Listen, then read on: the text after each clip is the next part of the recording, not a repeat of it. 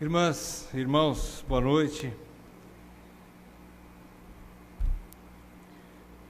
Mais uma vez, uma alegria podermos adorar o Senhor com toda a nossa casa. É um privilégio que nós não sabemos nem as dimensões dele, podermos estar contados entre os verdadeiros adoradores, que adoram a Deus em espírito e em verdade. Meus irmãos, nós vamos dar continuidade então à carta aos Romanos, à exposição. Agora chegamos à 11ª parte. 11ª parte, encerrando, ou quase encerrando o capítulo 3. Agora nós vamos ler do 9 ao 20, capítulo 3 de Romanos, do versículo 9 até o versículo 20. Nós vamos ver aqui uma conclusão que Paulo faz nessa primeira parte da carta, né? Uma conclusão, ele mesmo diz que concluímos, né? Então, vamos lá, a partir do versículo 9. Que se conclui? Temos nós qualquer vantagem? Não, de forma nenhuma, pois já temos demonstrado que todos, tanto judeus como gregos, estão debaixo do pecado. Como está escrito, não há justo, nenhum sequer. Não há quem entenda, não há quem busque a Deus. Todos se extraviaram, a uma se fizeram inúteis. Não há quem faça o bem, não há nenhum sequer. A garganta deles é sepulcro aberto, com a língua urdem engano, veneno de víbora está nos seus lábios.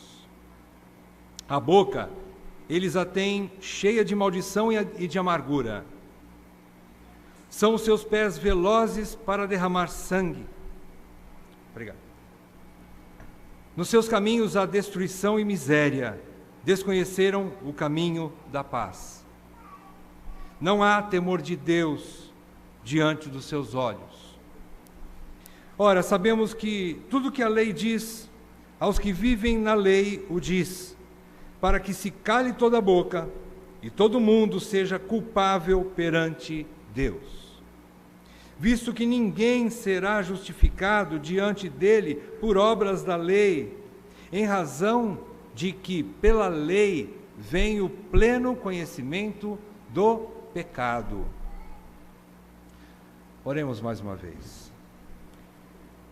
Pai, nós te agradecemos por estarmos debruçados diante da Tua Palavra. Te agradecemos pelo privilégio de podermos abrir a Tua Palavra. Mas reconhecemos, Senhor, a nossa limitação, o quanto nós estamos distantes de uma compreensão correta das Escrituras. É por isso que nós apelamos nessa noite pela ministração do Teu Espírito. Ele é o nosso Mestre. Que o Teu Santo Espírito contribua conosco, que Ele abra o nosso entendimento, ilumine os nossos corações, para que possamos aprender de Ti, através dessa palavra, dessa porção da Tua Palavra. Sabemos que são porções difíceis, uma carta tão rica, mas sabemos também que, ao mesmo tempo, o Senhor a inspirou para que nós a compreendêssemos o suficiente para sermos salvos e nos arrependermos. Senhor, assim seja nessa noite. Pai, eu peço, Senhor, que a soberba não me domine, e então serei livre de grande transgressão. Eu peço, Pai, que as palavras dos meus lábios e o meditar do meu coração sejam agradáveis na Tua presença, Senhor, rocha minha e redentor meu, e que o Senhor abra também os corações dos meus irmãos, para que todos ouçamos com humildade a Tua palavra, para recebê-la e aplicá-la em nossas vidas. Pedimos isso em nome de Jesus. Amém, Pai. Amém.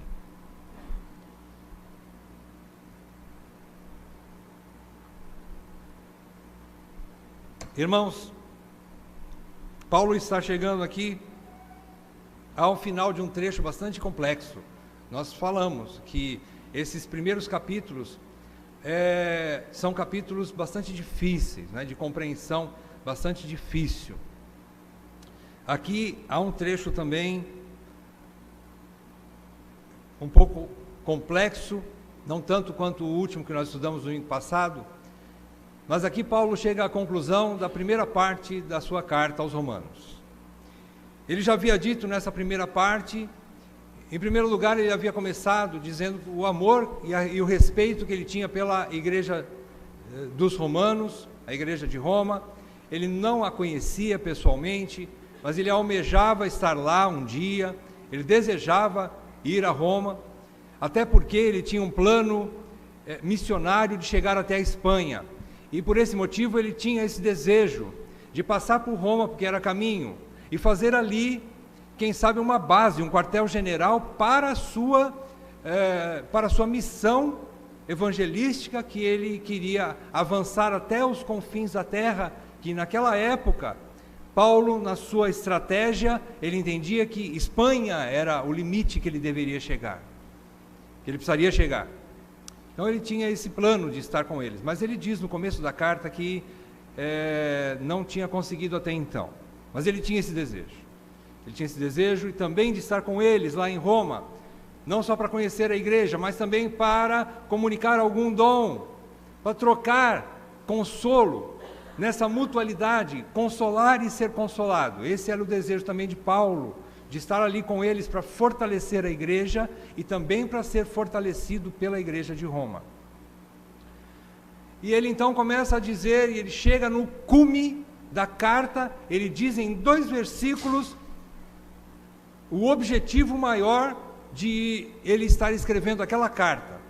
Capítulo 1 de Romanos, versículos 16 e 17, como nós vimos desde o início, se a carta aos Romanos é considerada uma carta como se fosse uma cordilheira do Himalaia, um dos pontos mais importantes de toda a Bíblia, a carta aos Romanos é tanto um tratado teológico, como também uma carta de um pastor orientador e preocupado com a igreja. Então ele escreve aquela carta.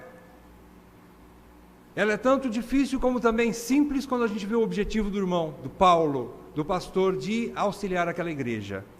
Mas ali a gente vê que essa carta, então, por ser, comparando, se nós pudéssemos fazer essa comparação, a carta aos Romanos como a cordilheira do Himalaia. E os versículos 16 e 17 do capítulo 1 seria o pico do Everest, de toda essa cordilheira. Ali é o ponto culminante. E ele diz qual é o objetivo dessa carta: expor para ele o Evangelho de Deus. Ele diz que o Evangelho, ele não se envergonhava de dizer o Evangelho, de proclamar o Evangelho, porque ele sabia que ele tinha um poder em suas mãos, o poder do Evangelho, que é realmente o poder de Deus para a salvação de todo aquele que crê, primeiro do judeu e depois do grego. E ele diz também que, visto que a justiça de Deus se revela no Evangelho, de fé em fé, como está escrito, o justo viverá por fé. Ele então diz, é isso que eu quero expor para vocês, é o Evangelho. Praticamente a gente poderia dizer que toda a exposição de Romanos é simplesmente um detalhe, um detalhamento ou uma detalhação de todos esses 2 versículos, versículos 16 e 17. Ele está detalhando ao longo de toda a carta, os 2 versículos. Ele está então, com o objetivo dele é expor o Evangelho de Deus. Mas ele começa essa exposição com a primeira parte do Evangelho, que ela é extremamente sombria. Ele vai expor as boas novas de Cristo, mas ele começa dizendo uma péssima nova. Ele começa no capítulo 1, capítulo 2 e parte do capítulo 3, que nós estamos encerrando esse primeiro trecho nessa noite, dizendo que o homem é totalmente depravado. Não há condições do homem ser salvo sozinho. A natureza humana não busca a Deus. O homem se distanciou tanto de Deus que ele não pensa e não quer mais nada com Deus. Então ele começa a expor.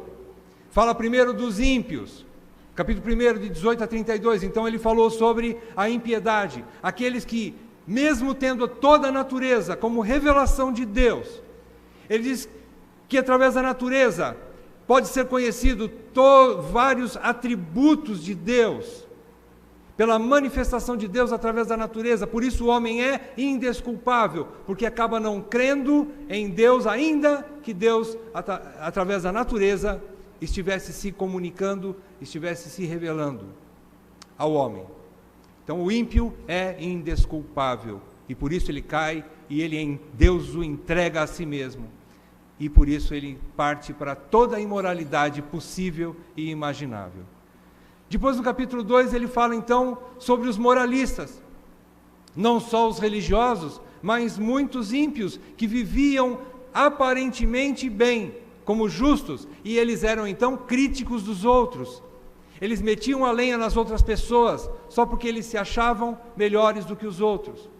E Paulo diz, esses também têm a forma da lei em seus corações, mas eles não conseguem praticar a lei de Deus o tempo todo. Eles não conseguem. Por isso, de que adianta eles criticarem os outros se eles mesmos são culpados das mesmas coisas? Porque é impossível para eles praticar toda a lei. E ele chega no capítulo 3, e ele então agora vira sua metralhadora para os judeus. E ele começa a falar para os judeus, a categoria de pessoas naquela época, das mais irritantes, das mais intragáveis, porque o judeu naquela época considerava-se o perfeito, o merecedor da salvação, o merecedor de ser escolhido por Deus.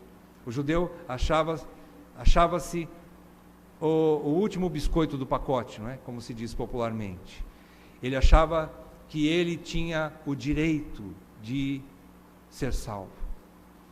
Então ele começa a mostrar que ter a lei só não significa nada, ter a circuncisão só não significa nada se não praticar toda a lei. E como é impossível praticar toda a lei, Paulo diz, então nós não temos vantagem nenhuma. Como judeu ele também fala, ele se inclui, nós não temos vantagem nenhuma. E mais uma vez agora, ele vai falar as mesmas coisas.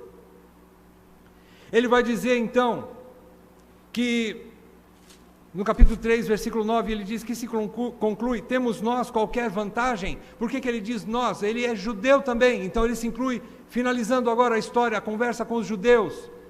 Ele agora diz assim, nós judeus não temos vantagem nenhuma diante dos gentios, que eles chamam de gregos.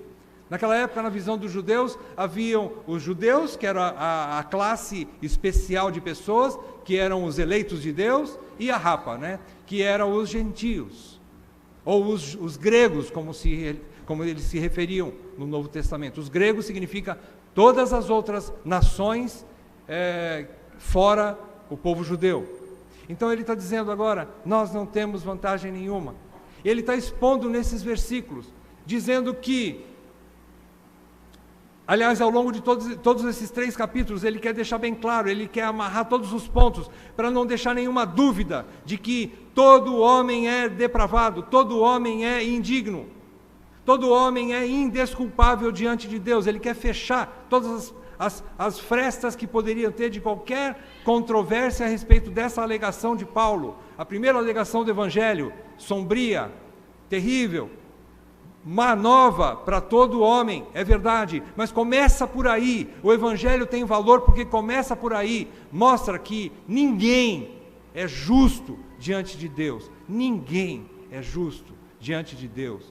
Ele está mostrando então que desde criança até os mais velhos, seja homem ou seja mulher, seja rico ou pobre, seja uma pessoa culta ou ignorante, de qualquer raça ou de qualquer nação, seja judeu ou não, todos são corrompidos da cabeça aos pés. Não tem ninguém que seja bom diante de Deus. E ele vai fazer esse fechamento agora, como ele diz aqui, e isso é interessante, porque a exposição de Romanos, como também o Evangelho, é diferente daquilo que as outras religiões pregam, daquilo que as outras religiões querem manifestar. Eles começam dizendo, o homem não é tão mau assim, ele tem alguma coisa de bom, ele é corrompido pelo meio, pela sociedade onde ele vive. Ele se perde por causa do ambiente. E o Evangelho diz, não é nada disso. O homem é corrompido no seu coração, na sua natureza. O homem nasce corrupto. Ele nasce já perdido. Ele nasce sem nenhuma possibilidade de buscar alguma coisa boa. Ele nasce mal e corrupto. É isso que Paulo está dizendo aqui. É o que Jesus também ensina. Se você pega capítulo 17 de Lucas, versículo 33, eu vou ler para você, para a gente correr. Jesus diz o seguinte: quem quiser preservar a sua vida, perdê-la-á, e quem a perder, de fato a salvará. É exatamente o que Paulo está querendo dizer. Se nós não entendermos que nós estamos mortos, nós achamos que temos alguma coisa de bom em nós, então nós não precisamos de Deus. Mas quando o Evangelho vem, a luz do Evangelho vem, é isso que Paulo está começando aqui, mostrando: o homem é corrupto, o homem está morto em seus delitos e pecados. E é onde há morte que começa a vida pelo Evangelho. É aí que começa a vida, é vida que nasce da morte. E agora Paulo vai começar a falar, nós não vamos entrar a partir do versículo 21 nessa noite. Nós vamos ver como é que Paulo encerra então essa exposição aqui e finaliza esse trecho sombrio, tenebroso aqui, da depravação de todo ser humano. Bom, como eu disse, versículo 9 aqui, Paulo então começa fazendo essa conclusão. Ele mostra que não há vantagem nenhuma do judeu em relação ao gentio, todos estão debaixo do pecado. Ele diz então que todos estão debaixo do pecado. Vejam o final do versículo 9. O que significa estar debaixo do pecado? Ele disse: todos estão debaixo do pecado. Estar debaixo do pecado, em primeiro lugar, significa ser escravo ou ser controlado pelo pecado. O que acontece então quando alguém é escravo do pecado ou está debaixo do pecado? Todos os que estão debaixo do pecado estão impossibilitados. O homem está impossibilitado de praticar as suas melhores intenções o tempo todo. Ele não consegue, por mais que ele se esforce, ele quer ser bom, mas ele não consegue ser bom o tempo todo. É isso que significa estar debaixo do pecado, porque o pecado escravizou num tanto que ele não consegue praticar as suas melhores ações. Todo homem é incapaz de resolver essa situação sozinha, exatamente porque ele está morto em seus delitos e pecados. O homem está sob o domínio do pecado, por mais que ele tente praticar as boas obras. Então, a primeira coisa que significa estar debaixo do pecado aqui é ser escravo do pecado. Está sob o domínio do pecado. Ainda que nós fomos salvos, Paulo diz, sim, agora nós estamos livres do domínio do pecado. O crente está livre. Porém, nós nunca devemos esquecer, nós lutamos, nós temos dentro de nós duas naturezas. Ainda permanece dentro de nós a natureza carnal. E Cristo, pela sua bondade, quando fomos salvos e cremos em Jesus Cristo, Ele colocou dentro de nós a sua natureza, a natureza espiritual. Então o Espírito luta contra a carne. Agora, é verdade, se por um lado nós estamos livres do domínio do pecado, nós ainda temos que lutar contra o pecado, porque ele faz parte, o melhor, da nossa vida. Nós temos condições de lutar contra ele, de batalhar contra ele. Mas ainda estamos lutando com ele. A presença dele ainda não foi extirpada das nossas vidas. Em segundo lugar, estar debaixo do pecado significa ser condenado pelo pecado. Todo ser humano nasce, o bebezinho nasce condenado pelo pecado. Toda criancinha, apesar de ser, a gente pode achar assim: ah, mas ele é tão bonitinho, ah, mas ele nunca fez nada, ah, mas ele não fez nenhuma atitude. Não é por causa de ter feito ou não ter feito. Depois Paulo vai explicar bem isso ao longo do capítulo 9 e capítulo 10, o caso de Esaú e Jacó. E ele vai explicar tudo isso melhor. Mas nós precisamos entender, está debaixo do pecado. Toda criança nasce debaixo do pecado, então ela já está condenada. Todo ser humano nasce condenado. Então, estar debaixo do pecado significa estar debaixo da escravidão do pecado e lutando contra ele quando crente, e também estar debaixo da condenação. Para aqueles que não creram em Jesus Cristo, eles permanecem em condenação. Eles permanecem em condenação. Isso significa estar debaixo do pecado. O pecado é a desobediência à lei de Deus. Então, a justiça divina exige que eu, você e todo ser humano seja punido por causa disso, porque nós não conseguimos obedecer à lei de Deus. E é isso então que ele expressa aqui no versículo 9. É isso que Paulo quer dizer. Quando ele diz estar debaixo do pecado, então ele coloca o judeu na mesma situação do grego, do gentil. E ele vai expor essa argumentação toda, ele vai basear, vai fundamentar essa argumentação, ele defende através de textos das Escrituras. Paulo faz um levantamento agora, é uma forma do judeu expor, e por isso Paulo está escrevendo para uma igreja, que a maioria dessa igreja era judia, a maioria dos membros da igreja de Roma era composta por judeus. Então Paulo escreve usando ou jogando no campo dos judeus, usando as armas ou aquilo que o judeu conhecia da sua escrita, da sua comunicação.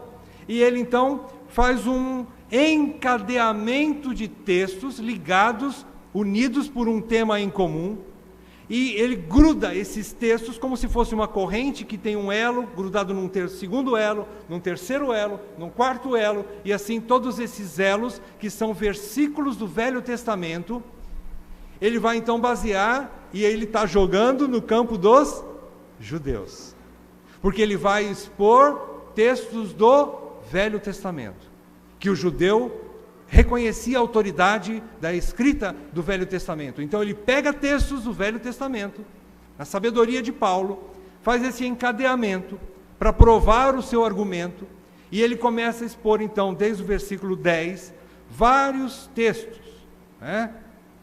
Paulo está mostrando então que não só ele, mas a igreja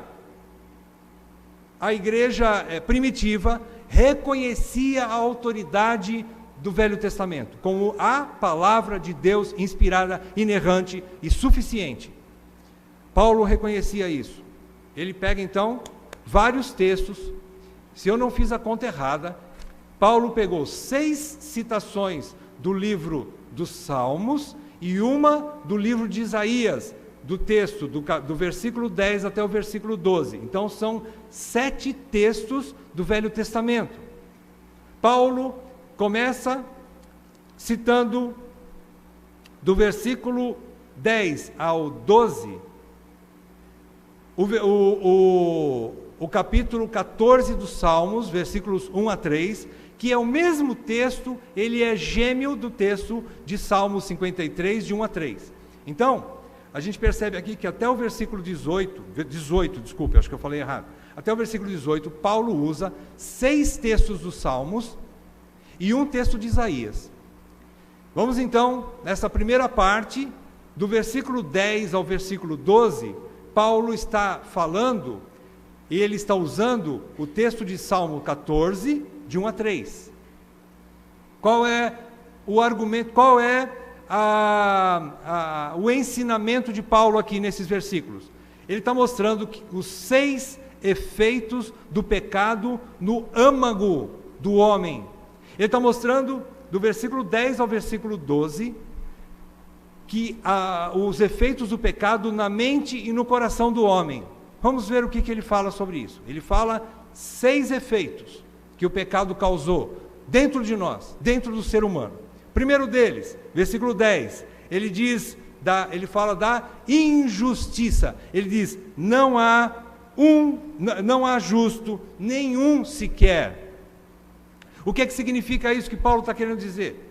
O homem nasce injusto. Injustiça é desobediência a Deus.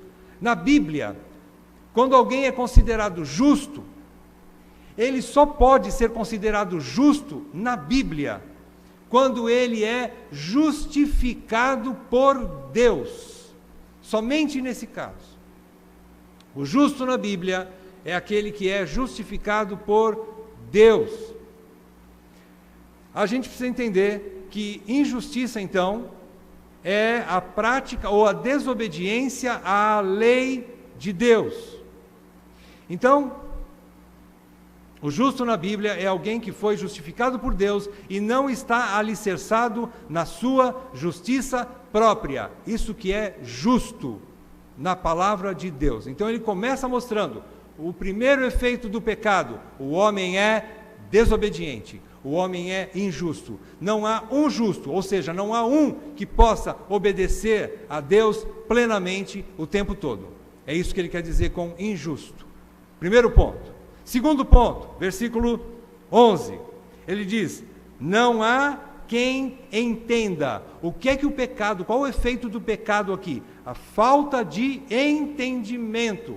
Qual é esse entendimento? Vejam bem, esse entendimento, essa falta de entendimento é uma obscuridade que o pecado produziu em nossa inteligência, que incapacita de entendermos a revelação de Deus, ou a revelação especial de Deus. Vejam, essa falta de entendimento, ela não é completa, porque o homem tem alguma inteligência, algum entendimento, senão a alegação de Paulo, do capítulo 1, versículo 18 até o 32, de que o homem pode compreender que há um Deus, que existe Deus, através de olhar a natureza. Se o homem fosse plenamente sem entendimento nenhum, ele não conseguiria entender ou discernir que existe um ser supremo. Então ela é uma falta de entendimento no sentido de que eu não consigo buscar a salvação sem que Deus haja na minha vida, sem que o Espírito Santo haja na minha vida, trabalhe no meu coração, abra os meus olhos, porque o homem está nas trevas. É isso que significa, não há quem entenda. É uma falta de entendimento que incapacita o homem de buscar salvação por si só. Ele é incapaz disso. Terceiro efeito do pecado no âmago do ser humano. Ele diz aí que ninguém busca a Deus, ainda no versículo 11, não há quem busque a Deus. Em termos um pouco pesados, mas a gente poderia dizer que o homem tem nojo no coração. Há um nojo no coração humano em relação às coisas de Deus. O homem não tem prazer nenhum, o homem natural, ele não tem prazer nenhum de buscar a Deus, ele não tem interesse em Deus. O homem nasce sem interesse nenhum nas coisas de Deus. Ele está usando textos, então, do Velho Testamento, provando isso tudo. E o judeu sabia que aquilo que estava escrito no Velho Testamento era, de fato, Deus falando com o povo. Então, todas essas coisas pesadas, Paulo está mostrando aqui. No máximo, quando alguém buscava a Deus, é com segundas intenções, é para receber coisas. O homem natural não busca a Deus só pelo que ele é. O homem natural, o homem que não foi trabalhado por Deus, o homem que não foi salvo, ele não busca a Deus para adorá-lo. Ele busca a Deus para conseguir coisas, como uma fonte de coisas. Aí, talvez ele busque a Deus. Mas a palavra de Deus diz que não há nenhum que o busque para o glorificá-lo, para relacionar-se com Ele, para ter intimidade com Deus, para respeitá-lo, obedecê-lo e alegrá-lo. Não há nenhum que o busque. Depois ele diz, todos se extraviaram. Quarto efeito do pecado, todos estão extraviados. O que é que significa estar extraviado? Isso significa que eles estão sem referencial, estão perdidos no meio. Eles estão, por assim dizer, como ovelhas sem pastor. O homem natural, ele, embora não admita nada disso, irmãos, o homem natural não admite essas coisas. Mas é exatamente isso que a palavra de Deus diz que o homem está. O homem está dessa maneira aqui. Ele está extraviado. O homem perdeu o rumo da vida. Ele não sabe mais voltar para casa, por assim dizer. Ou seja, o que seria voltar para casa? É voltar para Deus. O homem não sabe o caminho de volta. Ele pode não admitir, mas ele está extraviado. Ele não sabe como fazer. Ele não sabe o caminho. Quinto efeito do pecado no interior, no âmago do homem, na sua mente e no seu coração, é que eles se fizeram inúteis. O que Paulo quer dizer com isso? Ele quer dizer que o homem sem Deus, ele está também sem propósitos. Ele não tem propósito. A sua vida não tem sentido algum. Por quê? Porque todo homem foi, na verdade, originado e ainda nasce assim. Todo ser humano nasce e foi criado para Deus. Ele é um recipiente para conter Deus. Então, quando ele não encontra Deus, ele não sabe disso, ele pode não entender isso, mas ele entende lá no seu coração que a sua vida não vale a pena. Ele se torna inútil. Jesus diz que o homem pode conquistar ou ganhar o mundo todo, mas de que adianta ele ganhar o mundo todo e perder a sua alma? Ele está querendo dizer que ele pode ter tudo o que ele imaginar, ele pode conquistar coisas e mais coisas e mais coisas, tudo o que ele imagina, e tudo é vaidade, tudo é inútil, tudo é sem propósito, nada tem sentido, nada faz sentido, porque ele está vazio de Deus. Sem Deus, o homem está vazio, e por isso ele se sente inútil. Meus queridos, esse é um dos motivos mais frequentes que levam as pessoas ao suicídio. É um dos pontos que leva as pessoas a tirarem a própria vida, quando ele chega ao ponto de ver que sexo não preenche, dinheiro não preenche, riquezas não preenchem, coisas não preenchem o seu vazio. E quando ele chega ao ponto de ter tudo e entende que não tem nada, a sua inutilidade leva-o a tirar a própria vida, muitas vezes acontece isso. Então o homem se fez inútil. Em sexto lugar, o sexto efeito do pecado no âmago, na mente e no coração do homem, é que ninguém faz o bem. Ele diz no versículo 12, não há quem faça o bem, não há nenhum sequer. Paulo está querendo dizer que ninguém tem interesse em fazer o bem para o outro, e quando ele faz, se é que ele faz com o objetivo de ganhar retorno, de ter retorno, de obter alguma coisa. Quando muito, ele faz para isso, ou para ter lucro com aquilo, ou para se beneficiar, ou com segundas intenções, ele faz o bem para alguém. Mas também, ele faz o bem às vezes para a sua própria glória. O homem natural, ele pode até fazer o bem, mas ele o faz para a sua autopromoção, para a sua vanglória. E uma coisa a gente precisa entender, em teologia há um termo que chama-se graça comum. A graça comum foi dada a todo ser humano, crente ou não.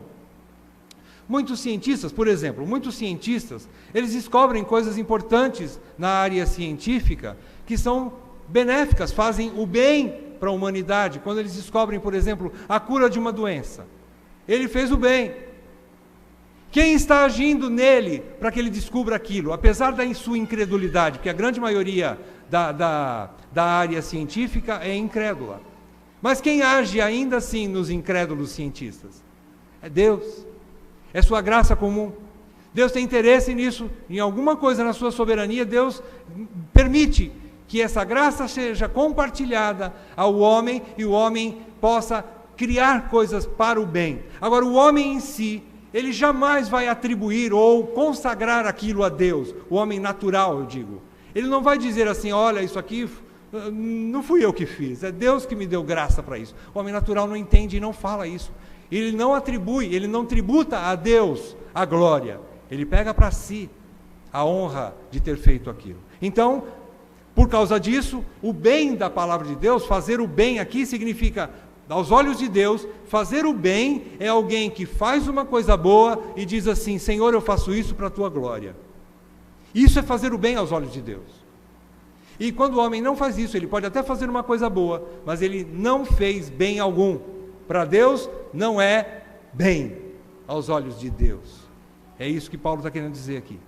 Então aqui, nós vimos esses 3 primeiros versículos, de 10 a 12, a situação do efeito do pecado dentro de nós. Agora, do versículo 13 ao 17, nós vamos ver os efeitos do pecado em relação ao próximo, nos relacionamentos humanos. Primeiro nós vimos dentro de nós. Agora, como que isso brota para fora? Isso brota para fora e Paulo diz, e ele vai fazer uma coletânea de novos versículos. Ele está usando o Salmo 5, versículo 9, Salmo 140, versículo 3, Salmo 10, versículo 7 e Isaías 59, de 7 a 8. Ele usa todos esses textos aqui, do trecho de 13 a 17, e agora ele vai mostrar a respeito dos relacionamentos humanos. Em primeiro lugar, o efeito do pecado em relação ao próximo. Em primeiro lugar, nós nos destruímos com palavras. Primeira situação aqui, ele começa a dizer: a garganta deles é sepulcro aberto, com a língua urdem engano, veneno de víbora está nos seus lábios. O que Paulo está querendo dizer aqui? Ele mostra que a garganta deles é como um caixão aberto, um sepulcro aberto. O que é que tem lá dentro? Morte. Cheiro mau de morte. Ele está querendo dizer que o homem, na sua fala, ele mata o outro, ele transmite tudo que é mal. Se ele não for transformado por Jesus Cristo, e é o que ele vai falar lá na frente, quando ele falar do Evangelho, quando ele passar a expor o Evangelho, ele fala que o homem natural, a sua fala, ela é maligna. E ele chega a dizer que a fala do homem, além de ser como um sepulcro que fala de podridão, de morte, ela também as suas palavras são como veneno de víbora.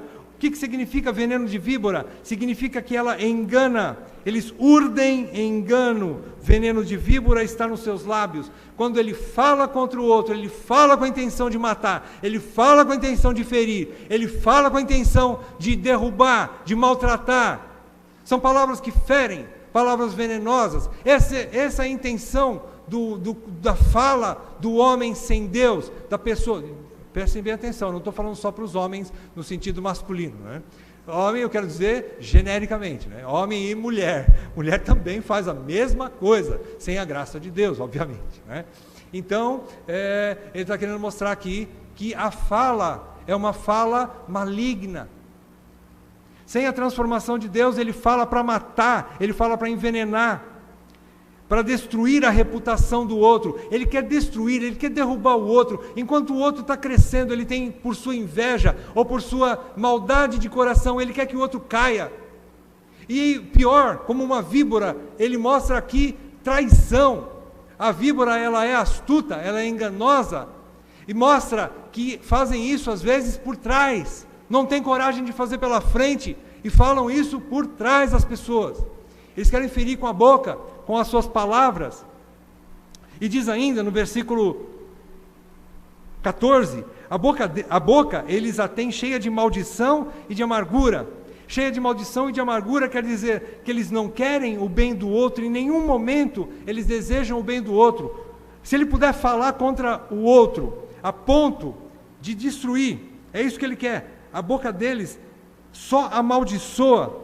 Cheia de amargura, quer dizer, ele deseja vingança, as suas palavras são de vingança, eles não conseguem perdoar, não sabem perdoar, por isso que fala da amargura. É exatamente o que Tiago expõe com mais detalhes, no capítulo 3 da sua carta de Tiago, de 1 a 12, Paulo fala sobre a língua, ele diz que a língua é incendiada pelo inferno, e que se o homem não domina a sua língua, ela tem o poder de destruir, mas também tem o poder de edificar. Ela pode dar água amarga, mas também ela pode dar água doce. E se o homem não dominá-la, ela mata, ela destrói, ela incendeia, como uma fagulha incendeia uma floresta, Tiago fala. E aqui Paulo está falando a mesma coisa, a língua é podridão. Então, o efeito do pecado dentro de nós é que o nosso falar é maligno, é venenoso. Segundo efeito do pecado, do versículo 15 a 17 agora, Paulo diz que nós nos destruímos com ações, através de atitudes. E ele começa a dizer aqui que eles têm os pés velozes para derramar sangue. Significa que eles são rápidos para o mal, rápidos para bater nas pessoas, rápido para partir para a agressão. Eles não têm paciência, eles não sabem contar até 10, eles não sabem se segurar para agredir, antes de agredir as pessoas. Eles são rápidos para derramar sangue. A violência é rápida, mas fazer o bem é muito lento. É o contrário do que Paulo fala também no capítulo 12 dessa carta. Ele vai dizer que nós sejamos mais rápidos para fazer o bem. Diz um versículo, no capítulo 12, ele diz assim: o amor seja sem hipocrisia, versículo 9, versículo 11, perdão, no zelo não sejais remissos, sede fervorosos de espírito, servindo ao Senhor. Ele está querendo dizer assim, no zelo, quer dizer, no amor, na demonstração, no fazer o bem, nas atitudes boas, sejam rápidos. Mas ele diz que naturalmente o homem é lento para fazer o bem, mas ele é rápido para fazer o mal. É isso que ele quer dizer, pés velozes para derramar sangue. O que mais ele fala? Ele fala que os caminhos são caminhos de destruição e miséria, versículo 16. Significa que eles não pensam no bem alheio. O caminho significa o caminho dele o tempo todo. Enquanto caminho significa um período de tempo. O tempo todo ele só pensa no mal. O tempo todo ele não pensa em fazer o bem, não pensa no bem alheio. Eles desejam a miséria do outro, eles desejam a destruição do outro, a miséria do outro. É o tempo todo. O homem não pensa no bem do próximo. E ele fecha no versículo 17, dizendo que eles desconheceram o caminho da paz. O que é que significa isso? Significa que o homem não quer, não busca a reconciliação. O homem tem prazer em se manter em plena guerra, em grande batalha com o seu adversário, muitas vezes dentro de casa, muitas vezes fora de casa, muitas vezes no trabalho. E assim o homem tem prazer. Lembra-se aquele ditado popular que nós aprendemos com os nossos pais ou avós? Eles diziam assim, que tem pessoas que dão um boi para não entrar numa briga, mas dá uma boiada para não sair dela. Assim é o coração do homem. O homem não conhece o caminho da paz. Ele não deseja reconciliação. Ele não quer perdoar. Ele prefere ficar na sua amargura, acumulando amargura, e se ele puder fazer o mal cada vez mais, ele vai fazer. Esse é o desejo do coração humano. Eles não perdoam mesmo. Irmãos, diante de tudo isso já seria suficiente para dizer, tá bom, Paulo, chega, tá bom, né? Nós entendemos, tá tudo bem, né? É verdade, não há um justo sequer, então olha, todo mundo está indesculpável diante de Deus, encerra logo essa história e começa a falar do Evangelho, pelo amor de Deus, porque a coisa está feia, né? Já não tem mais, ninguém mais vai falar nada. Mas Paulo não encerra aí. No último versículo, ele mostra algo importantíssimo, que talvez seja o alicerce de tudo isso. Ele diz no versículo 18, não há temor de Deus diante dos seus olhos. Agora ele diz que o homem nasce sem o temor de Deus. Ele está citando o Salmo 36, versículo 1, vejam, está pegando todos os textos do Velho Testamento, jogando no campo dos judeus, para tentar convencê-los. Agora ele diz assim, tudo isso aí é porque não existe temor de Deus no coração ou diante dos olhos do homem, de todo homem. Por isso eles são indesculpáveis. Paulo conclui então fazendo esse fechamento aqui. Ele diz que O maior problema do pecado está aqui. O homem não tem temor de Deus. Quando Salomão expõe, e ele fala do temor do Senhor, lá em Provérbios, ele diz que o temor do Senhor é o princípio da sabedoria. Ele está querendo dizer que o temor do Senhor é a porta de entrada para que o homem volte para Deus. Sabedoria, na palavra de Deus, significa saber caminhar diante de Deus, de modo que o glorifique, que o agrade. Saber aplicar as verdades que Deus exige do homem em sua vida. Apesar de suas limitações, é para isso que nós somos chamados. Sabedoria significa isso. Mas não há temor. Se o temor é o princípio da sabedoria e não há temor, então também não há sabedoria. Aqui então nós podemos dizer que ninguém obedece a Deus. Ninguém obedece a Deus. Ninguém o respeita. Ninguém o considera. É por isso, então Paulo diz, é por isso que vocês fazem tudo isso que eu relatei nos primeiros versículos. Não há um justo sequer. Eles correm para fazer o mal. Eles falam mal dos outros. Eles agem contra os outros. Por quê? Porque eles no seu coração não há temor de Deus. Eles acham que não vão prestar contas para ninguém no fim das contas. Se não tem ninguém para prestar conta, então ele pode fazer o que ele quiser. Essa é a ideia do homem. E Paulo diz, negativo. Agora ele vai mostrar.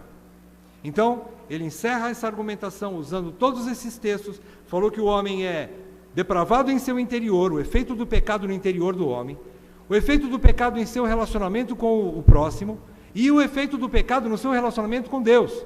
O pecado acabou com o homem. Acabou. Por isso que Paulo diz que o homem está morto em seus delitos e pecados, morto espiritualmente. Não tem condições de reagir a seu próprio favor de jeito nenhum. E ele termina dizendo os dois versículos finais, versículos 19 e 20. Aqui ele diz que nós podemos entender que há uma pergunta implícita nesses dois últimos versículos. A gente poderia dizer como se o judeu chegasse em Paulo, já que ele está conversando com um judeu fictício, né? Lembra-se da diatribe que ele está travando aqui contra um judeu, né? Fictício, um imaginário, está conversando com esse homem. Então ele chega e é como se o judeu perguntasse para ele, então Paulo, por que Deus nos deu a lei, sabendo que não poderíamos cumpri-la? Se nós não conseguiríamos praticá-la, então por que Deus deu a lei? Bom, a pergunta é errada, já começa a pergunta errada. Eles não entenderam. Deus não deu a lei para que o homem cumprisse. Irmãos, isso é loucura se a gente for olhar para a lei de Deus. Não era esse o objetivo de Deus. O objetivo de Deus ter dado a lei, são 3. Paulo vai relatar agora. Primeiro motivo que Deus deu a lei ao homem. Primeira razão, versículo 19, ele diz, ora, sabemos que tudo que a lei diz aos que vivem na lei o diz, para que se cale toda a boca. O que é que Paulo quer dizer com isso? Por que Deus deu a lei? Em primeiro lugar, ele está querendo mostrar que Deus deu a lei para que nós olhássemos para ela, para que o homem olhasse para a lei, para que ele visse como por um espelho que ele é incapaz de obedecê-la, incapaz de cumpri-la plenamente, e por isso ele põe a mão na sua boca, ele cala a boca e para de querer se justificar diante de Deus. Para de querer mostrar para Deus que ele pode fazer ou pode ser justo por si só. Quando ele olha para a lei, era para ele entender o seguinte, que eu não consigo ser justificado por ela. Esse é o primeiro ponto. E só que o pecado engana tanto a gente, que o homem ainda acha que é bom. Vocês já conversaram com uma pessoa assim? Uma pessoa honesta, por exemplo? Quando você prega o evangelho para alguém, não sei se já aconteceu com vocês, às vezes acontece, você prega o evangelho para uma pessoa, e você fala assim, olha, você precisa se arrepender dos seus pecados, e crer em Jesus Cristo, porque você é um pecador, e se você não crer em Jesus Cristo e não se arrepender, você vai para o inferno. Aí a pessoa fala assim, bom, eu sei que eu tenho que crer em Jesus Cristo, mas espera aí, essa colocação de que eu sou pecador, eu não sou tão mal assim, espera aí. Eu não sou tão mal assim, não. As pessoas falam isso. O pecado tem esse poder de nos cegar. A lei foi dada para isso. Você não consegue praticar a lei o tempo todo. Então a primeira razão é essa. Para que o religioso ou a pessoa que se acha justa em si mesmo, cale a sua boca diante da lei de Deus, porque é impossível praticá-la. Primeiro ponto. Segunda razão, ainda no finzinho do versículo 19, e todo mundo seja culpável perante Deus. Os termos aqui são um pouco complexos, mas trocando em miúdos, o que Paulo quer dizer é que por causa da lei escrita, por causa de Deus ter dado uma tábua da lei, escrita com o dedo de Deus, numa pedra, em 2 pedras, Deus escreveu a sua lei, naquelas pedras entregou para Moisés, Moisés entregou para a humanidade, e aquele escrito significava: vocês estão condenados. O que a lei trouxe para a humanidade era um escrito de dívida. Lembram-se daquele escrito de dívida que Paulo diz que Jesus cravou na cruz? Lá em Colossenses ele diz, pois é, era a lei. A lei mostra que o homem não consegue praticá-la. Por isso Paulo também chama e diz que a lei tornou-se para mim maldição, não pela própria lei, mas porque ela mostra que eu não consigo cumpri-la, e se eu não consigo cumpri-la, eu estou sob condenação, e essa condenação está escrita, aonde? Na lei. Ali é a comprovação de que todos estão perdidos e são culpados diante de Deus. É isso que Paulo está querendo dizer aqui. Todo mundo, por causa da lei, ele diz no versículo 19, todo mundo seja culpável perante Deus. Por isso que Deus deu a lei. Mas tem uma terceira razão. Versículo 20. Ele diz, visto que ninguém será justificado diante dele por obras da lei, ninguém será justificado diante dele por obras da lei, em razão de que, pela lei, vem o pleno conhecimento do pecado. Por que Deus deu a lei? Para que nós possamos dar nomes aos nossos pecados, para que você e eu tenhamos consciência. Então quer dizer que isso aqui que está escrito na lei, quer dizer que quando eu tenho uma relação sexual com a mulher do vizinho, chama-se adultério. É pecado. O nome dele é adultério. Vem o pleno conhecimento do pecado. Através da lei vem o pleno. A lei é um raio-x da situação do homem. Ela mostra a nossa situação. Agora, por que ele diz que pelas obras da lei ninguém será justificado? Porque se nós pudéssemos fazer uma analogia bastante simplista, aqui, bastante bobinha, mas uma analogia tipo assim, vamos comparar o pecado com uma doença grave de um homem. O homem sente que ele está mal, ele vai no médico, o médico pede para fazer uma tomografia. Ele faz a tomografia, ele está com muita dor de cabeça. Ele não aguenta mais, ele chega lá e faz a tomografia, sai o resultado, ele pega o laudo e aquelas imagens todas, ele leva a tomografia para o médico fala assim, bom, infelizmente eu tenho que te dizer que você tem um câncer no cérebro. Você está com um câncer no cérebro. É o diagnóstico, está aqui. O exame mostra isso, a tomografia mostra isso. Puxa, o homem sai de lá desconsolado, ele pega a pastinha da tomografia, põe embaixo do braço, pega o ônibus, volta para casa, ele diz assim, eu estou terrivelmente desolado, mas eu preciso fazer alguma coisa a meu favor. Ele abre a tomografia, ele pega uma tesoura, pica toda aquela imagem, pica toda ela, bota numa chaleira, bota água e faz um chá da sua radiografia. E com aquele chá ele começa a tomar. A mulher dele chega para ele, o que é isso, homem? Você está louco? O que você está fazendo? Bom, a radiografia diz que eu tenho um câncer. E eu estou usando ela mesma para me curar. É a mesma coisa da lei. Não vai curar. A prática da lei não vai curar. Deus deu a lei para mostrar que nós somos doentes, não para que nós sejamos curados.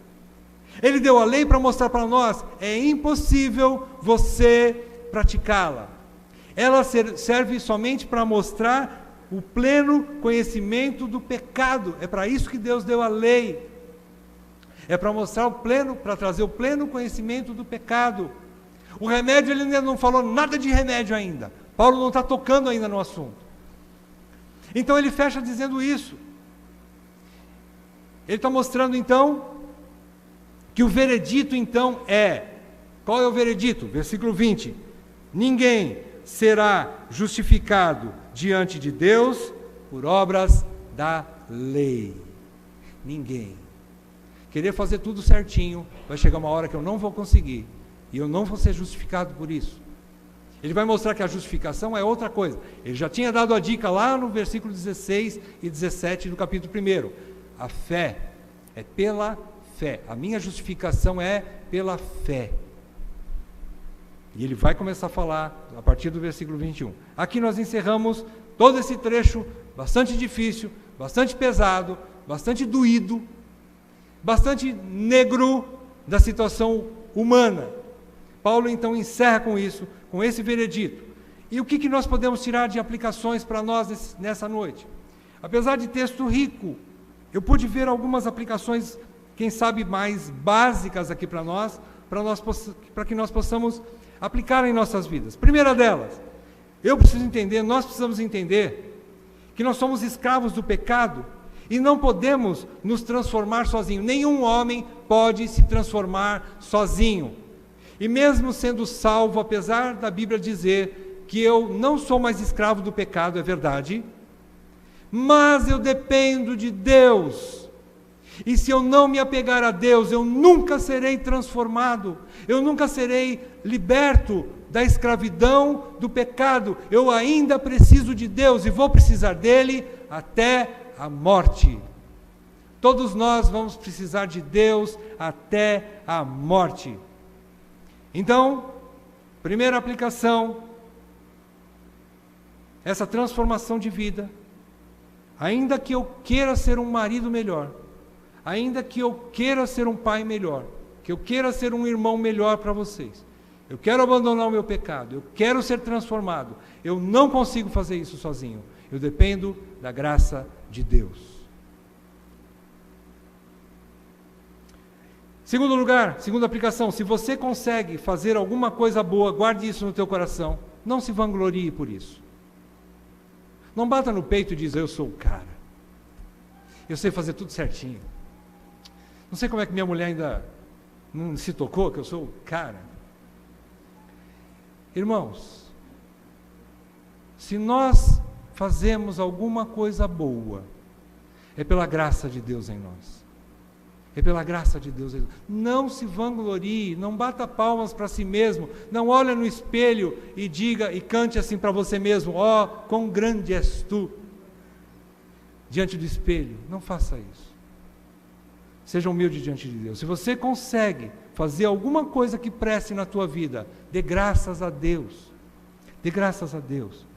Faça como Paulo, ele diz que lá no capítulo 7, versículo 18, dessa mesma carta, eu vou resumir para vocês, Paulo diz assim, porque eu sei que em mim, isto é, na minha carne, não habita bem nenhum.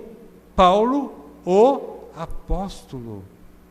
Ele não está dizendo no seu tempo de incredulidade, ele está dizendo agora, em mim, não habita bem nenhum. Então, nós não podemos ficar cegos para essa realidade, meus irmãos, a realidade do coração do homem. Se eu me afastar de Deus, eu vou ser o pior irmão para vocês. Se eu me afastar de Deus, eu vou ser um marido terrível, eu vou ser um pai terrível, eu vou ser um cidadão terrível. Vocês nem imaginam o que o meu coração é capaz de fazer. Somente pela graça de Deus eu não faço o que existe aqui dentro. E eu dependo dela para não continuar fazendo amanhã e depois. Porque o dia que eu me apartar de Deus, com certeza, tudo isso virá à tona. Por último, Deus, preste atenção, Deus não está falando tudo isso para nós nessa noite à toa. Ele não está querendo contar a historinha da igreja de Roma que Paulo escreveu uma cartinha para ela. Paulo está falando com você. Paulo está falando com cada um de nós. O Espírito Santo está usando a carta de Paulo para falar comigo, para falar com cada um de nós nessa noite. Na situação que nós estamos, eu não sei a tua, eu sei a minha. Pelo menos eu deveria saber melhor a minha. E nessa situação, a gente precisa entender que o que Deus está querendo é que nós nos reconciliemos com Ele, porque sem Ele nós estamos perdidos, nossa vida não tem propósito, a minha fala vai ser venenosa e destrutiva, eu vou ferir todo mundo que estiver ao meu redor, as minhas ações vão ser ações destrutivas, egocêntricas, não vão ser altruístas, eu não vou querer o bem dos outros, mas eu vou querer o mal e a maldição para vocês. Se Deus não continuar no centro da minha vida, Deus está me chamando, como diz o texto, hoje, se ouvirdes a voz do Espírito, não endureçais o vosso coração. Não endureçais o vosso coração. Amém, Senhor, estou acabando. Deus está falando isso.